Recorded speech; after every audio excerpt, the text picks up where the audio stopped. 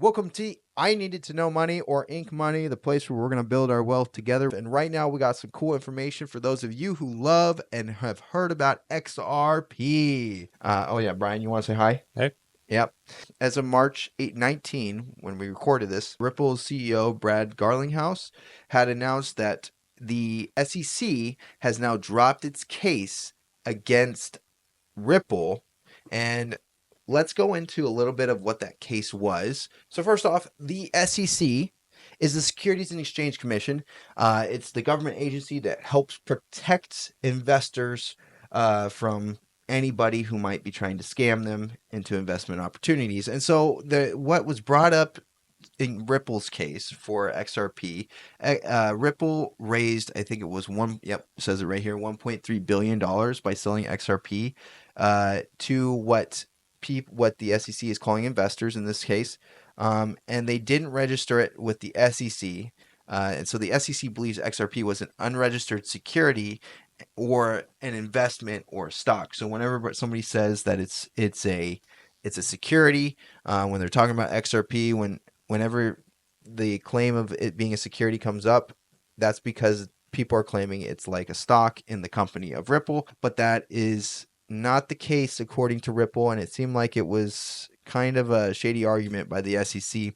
And so in Ripple's defense, and seemed like it was a pretty decent defense, XRP, they were claiming, was not a security, it's a currency, which is completely different under the SEC rules. It did not have any contracts with investors, so people buying XRP didn't actually expect to gain anything from the investment necessarily. They're just buying it like it's a currency. And then the SEC, they felt like was unfair because they didn't let Ethereum slide, but went after XRP. And so, Brian, you have a little different take on crypto than I do. You think it's not quite as valuable as people make it out to be. Why is that? Yeah, so it's just like any other currency. The value is only there because people perceive that value to be there. Right. And then it's also a medium for exchange. And so rather than a direct barter system, we use currency to make that trade easier. It's much easier for me just to carry some money, paper with letters printed on it, than it is to carry an entire item, for example, to trade with you if I want to exchange something. Right. And so any financial tool like this, like currency, is just a medium to make trade happen easier. And I don't think that crypto has the staying power to be uniquely useful, because right now there's just a proliferation of them. And that having too many currencies defeats the whole purpose of a currency, because then you end up having to exchange currencies. And so then you actually end up trading your currencies, and then you trade for the actual hard item. That's what makes the US dollar so potent, is that you can trade almost anything in the world for US dollars and then go and trade those US dollars for almost anything. So world reserve currency makes that very effective. Cryptos are these basically fringe currencies that you can't just go buy a house in crypto most of the time. You have to change that into US dollars and then buy your house, for example. And so the whole argument for XRP gaining value comes down to if it took over that task, which that would make it incredibly valuable, but there's only room for a few currencies like that are very, very valuable. Right. And I think and this is where I see, because you're not taking into account, like, the current currency that the US uses has banks that control it, right? Banks have employees, they have people, they take weekends off. Their transaction fees are pretty high currently. There's a lot of things that go on using the old way of banking. Whereas now a lot of people are arguing that XRP is not valuable because it's just a cryptocurrency and has limited amount or whatever, like Bitcoin. It's actually valuable because now it takes transaction fees and increases them and makes them very quick, and doesn't have that wait time like you'd have to wait over the weekend, or even with Bitcoin. Bitcoin takes like 5 to 10 minutes usually with its transaction fees across border payments, whereas XRP takes literally 1 to 3 seconds to do the transaction. And then also it's at the fraction of the cost to do the transaction, because Yep. I think every time a transaction occurs with XRP, it burns just a little bit of that of the XRP total, but it's a fraction of it, and it's way cheaper than Bitcoin. It's way cheaper than Ethereum. It's way cheaper than any other cryptocurrency currently out there on the market. And so this is where XRP becomes very, very cool for people who are thinking, hey, this is something that could actually make it much cheaper to transfer money and buy things, and um, actually get away from our current what's the system called? What's our dollar system called? It's Financial system. our current financial system, into a system that makes it so that we are a little bit more decentralized, and the inflation rates aren't artificially created by a federal bank. Yeah, and so what you've described is a startup, a technology startup. And so if you think of, and my argument here kind of aligns actually with the argument the SEC is making. Not that I necessarily believe in their position, but you're essentially investing in a technology startup when you invest in XRP, because the whole idea is they have a better product, therefore more people want to use it, therefore my money goes up. Now, the problem with technology startups is someone bigger comes along, someone better comes along. That's true. However, I would say that you're not investing, just going back, you're not investing in the company who's creating the product. You're No. actually buying the product itself, because XRP is the product and you're holding it. And yeah, you're right. There's potential that there could be something better coming around, but it seems like there hasn't been something better. Yeah. And it's very difficult, especially since XRP, Ripple is really trying to invest all they can into building a better cryptocurrency, Yeah. with X, or they're always trying to So get it better and better. let's put this in terms that maybe through hindsight we can kind of understand where I'm coming from. So the first Tesla Roadsters, for example, are worth a lot of money right now. If you take a company like Nikola or one of these other random electric car startups that came around, their first cars are worth pennies on the dollar now. And it all comes down to a very random selection process of Tesla has ended up becoming this big company, and so people want to own part of that history. Whereas all those other startups were good for a while, and then they end up falling away. And you're betting an awful lot that XRP will be that one startup. And I have nothing against investing in startups, but I want to be clear that that's what is happening here. That's fair. And that is a fair assessment. Um, I would say this though, XRP, Ripple, XRP has been around since 2012, 2013. Mm-hmm. So it's been around a long time. It's like Bitcoin. Bitcoin has gained a lot of traction, because it's been around long enough. It means that more people are going to believe in it, which then increases its value, right? And then if banks start using it, it's still better than what they have now. So if banks started using it for transaction purposes, then potentially, it'd be hard for another competitor to come along and actually take up that market, because they have the technology now already and people are already believing in it. And to transfer over to another currency would be very difficult. In fact, it'd be almost impossible. So there's this chance that XRP, if it does get adopted, and we'll react to a video by Andre Jake, but if it does get adopted by the financial system, it's going to be hard to compete with. Yeah. And so, And if all those ifs work out, I think you have a good point. yeah. Yeah, and that is the thing. It is an if, and it's a chance, and it's a risk. But any stock, any single stock is a risk. It's when you invest in the S&P 500 over a long period of time. It seems like you have, it's still a risk, but it's a much less of a risk, and it seems like it's gonna increase your wealth, in the most secure way, um, over time. But that doesn't mean that sometimes you don't want to make a few bets. And I'm betting on this one because right now it seems like there's potential for it going way up. All right, so we're going to react to Andre Jake. Jake, I don't know how to say his last name there. But he's talking about how XRP could hit that $100 range, potentially. And this is why maybe it's worth looking at. So let's talk about it. Let's react to it here. All right, let's get started. But in this video, I'm going to break down what it would take for XRP to reach $100 a coin. I'm going to look at some of the latest news and adoption trends and some of the big developments like Ripple's integration into SWIFT, the potential for ETFs, and how banks are going to start to custody crypto, and so much more. I'm going to dive into the XRP Ledger, real USD, and even touch on some political developments that could affect XRP's price, but I'm also not going to ignore the risks. I'm going to talk about some of the criticisms and potential downsides because no investment is perfect without any flaws. So with that said, let's get into it. Hi, my name is Andre Jick. Hope you're doing well. Come for the finance and stay for XRP. So let me start with the latest news because there's a lot happening right now. First up, the SEC has removed its civil lawsuit against Ripple from its website. Now, that doesn't mean that the case is over, but it's a sign that legal pressure is easing. Now, I think the real headline, though, is halfway across the world because according to a recent report from NASDAQ, 80% of Japanese banks are set to embrace XRP for global payments by this year in 2025. And Japan is one of the most technologically advanced and crypto-friendly countries in the world. And if this adoption happens, it's a huge signal for XRP's utility. Now, why this is such a big deal?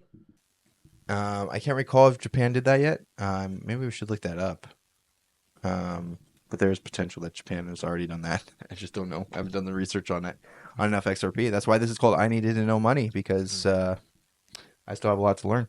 All right. Though is because Japan's banking system is huge. And if XRP becomes the go-to bridge currency for cross-border payments, it could see huge demands from the legacy banks. So this is not just speculation, this is actually a real step toward real-world adoption. So that's one major reason why I think the price has a lot of potential to grow. Another huge potential for growth, though, is exchange-traded funds. Some people call them indexes, and they track the theme of stuff. In the stock market, one of the most popular ones is VOO, which represents the top 500 companies in the US. Roman numeral VOO, top 500. And just recently, several major financial institutions have filed their own XRP ETFs, meaning rather than buying XRP directly, you'll be able to buy it through your favorite brokerage app. And with that, you get all the standard investor protections like you would with SIPC. And if approved, this could be huge. Think about what happened to Bitcoin's price after its ETF approval. The price went up because 401k and institutional money all flowed in. And the same thing happened with gold's price when the ETF was approved back in 2004. But I should also mention, though, that just because an ETF gets approved does not guarantee price growth. Look at Ethereum. Its price has not moved much since its ETF approval. So while an XRP ETF would be a big step, it's not necessarily a guarantee. But that's okay because there's another huge development.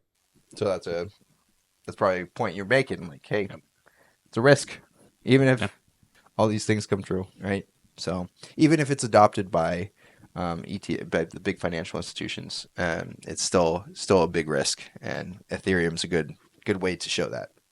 Development, which is Ripple's integration into the SWIFT payment system. Now, for those who don't know, SWIFT is the backbone of the global banking system, handling over $150 trillion in transactions per year. Let me just give you some context for how big that number is, because I don't think it gets mentioned a lot. And this is what makes XRP cool, is the fact that it can be integrated potentially with SWIFT. And sorry, I didn't explain that super well, but he's good at doing it. So let's let him talk. The entire world's economic output, what we call the global GDP, is about $105 trillion. That means the payment market is 1.4 times bigger than everything every country produces in a year. That's how much money gets exchanged every year. And all the gold that has ever been mined in human history is worth about $12 trillion. So the global payments market is 12.5 times bigger than all the gold in the world. Even the US national debt, which is a ridiculous $36 trillion, is much smaller by comparison. You get the idea. This is why the global payment space is such a big deal for any crypto that competes in this space. The potential is there, but it's also going to take a lot of adoption and innovation to make it happen. Now, Ripple's integration isn't necessarily a replacement for SWIFT, but it's a step toward modernizing that system. And Ripple's on-demand liquidity, ODL, uses XRP as a bridge currency to make country-to-country payments faster and cheaper. And this is where things get really interesting. If XRP becomes a key player in the global payments market, its utility and demand could skyrocket because more banks and countries would want it. But it's also still very speculative, and we still need to see how it plays out, but we're going to see what happens as early as March 10th this year. This is a huge deal for XRP. Why? Well, I mean, March 10 already passed, so I don't know. I gotta double check these things, see if that happened yet. I don't know if that's happened quite yet. I think it's been a little bit slow, because it hasn't been really reflected in the price yet, for it to be in the payment system. So let's. Because XRP is ISO 20022 compliant. Now, ISO 20022 is a global messaging standard for financial institutions. It's the language of the banks, and it's the backbone of the new financial system. In fact, it is mandated that all banks speak this language by March 10th this year, and XRP is one of a handful of cryptos that does. If XRP becomes integrated into the system, it could see massive adoption by banks and financial institutions. I didn't realize that. So yeah, that's another reason why XRP is gaining traction in the crypto world and amongst even not the crypto world, because it can speak the language of the banks, and I think that's really cool. What do you think, Brian? You convinced yet to invest in XRP? No. No. Think so. Okay, not yet. Okay, let's keep going. So even capturing a small fraction of a $150 trillion market could be huge. Now, this is still early days and adoption takes time. There's a lot of moving parts, but the potential is there, and it's one of the biggest reasons why XRP has so many believers. Now let's talk about the XRP Ledger and RLUSD, or Real USD, Ripple's stablecoin. The XRPL is Ripple's blockchain that can handle over 1,500 transactions per second with fees as low as $0.0002 per transaction. Compare that to Ethereum, which can handle about 30 transactions a second, or Bitcoin, which handles about 7. XRPL also has a built-in decentralized exchange, which allows users to trade assets directly on the ledger. Now, some people speculate that this could tie in to Larry Fink's vision of the investment world of the future. I want the SEC to rapidly approve the tokenization of bonds and stocks. That will simplify things, make things easier, and it would save more money for more people. It would bring down the cost of ownership of stock and bonds. Those are the type of financial reforms we need. Believe it or not, Ripple actually tokenized the first money market fund on the XRPL. And this is a huge deal because it shows a proof of concept that it's possible to put assets that are worth trillions of dollars on the blockchain effectively. Now, this is a What do you think? So the speed of the transactions is very, very quick. Mm-hmm. It seems like you can process a bunch of XRP at once, or a bunch of transactions at once. Sorry, not XRP, on the ledger of XRP. Can of worms that could be its own separate video, but long story short, imagine some of your favorite stocks trading on the blockchain 24/7 all the time without market closes. That is all transparent, instant. That has a huge total addressable market, what's called TAM. It's worth hundreds of trillions of dollars. That's where BlackRock sees the future of finance going, and that's what Ripple is trying to be a part of. But another huge potential is SAB 121 and Real USD, which is Ripple's stablecoin. Stablecoins like Real USD are meant to stabilize value, and they're usually tied to the US dollar, and that makes them perfect for everyday transactions. That also makes them good for remittances and, of course, DeFi or CeFi applications. Now, by introducing Real USD, Ripple is adding an asset to the XRPL, which could attract more users, more developers, and more institutions. But why this really matters is, number one, because Real USD could work hand in hand with XRP in Ripple's on-demand liquidity product. Now, I know it's really complicated what I'm saying, but here's an example. Imagine there's a payment. It could start in Real USD for stability and then settle in XRP for speed and cost efficiency. And this dual currency approach could make Ripple's payment solution even more appealing over Swift. Remember that $150 trillion market. Now, I know it's... What do you think? No, I mean, it's an effective. I think the Ripple vision is much less around a cryptocurrency and much more around maybe using their product to streamline financial systems. I agree. Which I think, based on this, I'd be comfortable investing in the Ripple company. But based on the fact that they have so many different currencies moving around, my willingness to invest in that one individual currency is still not there. That makes sense. Okay. But I think the company itself is doing some very cool stuff. That's fair. It's still a little complicated, so here's a really simple analogy. Imagine a train running on a set of tracks. Now, the tracks themselves is the XRP Ledger, and what's being transported, these little train cars, are Real USD. That's the stablecoin. But in order for the cars to use the tracks, it has to burn XRP as a form of payment. But it's not just payments. Reason number two is because it goes hand in hand with the repeal of something called SAB 121, which is an accounting standard that has now changed starting this year. It means banks can now custody or hold your crypto and lend against it. And if Real USD plays a part of that, it can also boost the ecosystem by providing the money or liquidity and stability needed for the banks to allow borrowing, lending, and trading. The more activity on XRPL means more demand for XRP to pay transaction fees, which could also drive up its value. The risk, though, is that if Real USD, the stablecoin, becomes too dominant, it could overshadow XRP in some use cases. Especially if I'm a country and I just want to buy some oil, I want to send $1 billion, I don't necessarily want to use a volatile currency that could be worth a couple percentage points less by the time it arrives to the other side. Okay. So maybe this is where your argument can come in. Yep. So basically... That's exactly the argument I'm making. Okay. And the reason why it'd be less again, can you just break that down in simpler terms so that we can understand? Yeah, exactly. So the whole point here is that XRP, or Ripple in general, is trying to figure out how to make this product that they've made, which is very cool, that speeds up transactions by a couple orders of magnitude. Mm-hmm. And they're trying to make that broadly adopted. And so they're discussing whether they want to use the stablecoin variant, which is basically pegged to the US dollar, or if they would rather use their own internal cryptocurrency called XRP. And so by investing in XRP, you're betting on a portion of a company.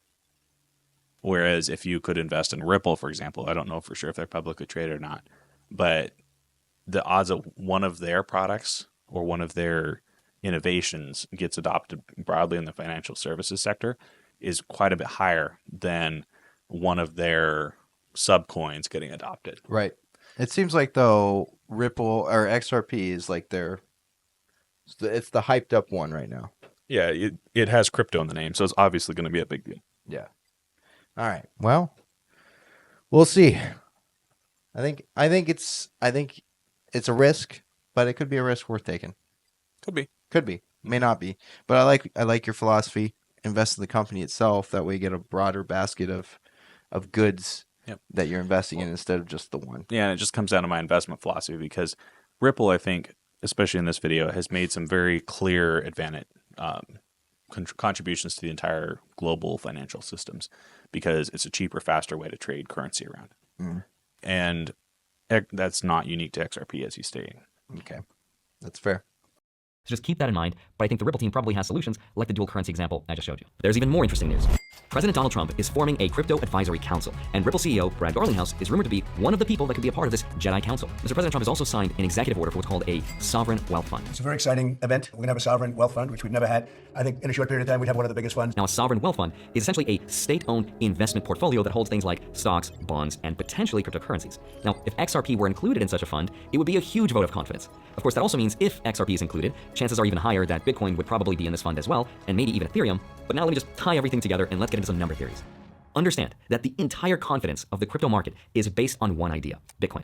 Without Bitcoin, whether we like it or not, the market would not exist to the degree that it does today. So let's look at this through the lens of Bitcoin. So didn't Trump already do this? Hasn't he already started doing? Didn't he announce on March 2nd, I think it was, that we're already doing the sovereign wealth fund with the cryptocurrencies? And Yeah, I think he's making progress on that. Yeah, and I think it was mentioned XRP's in there, and obviously Bitcoin. That's the big one.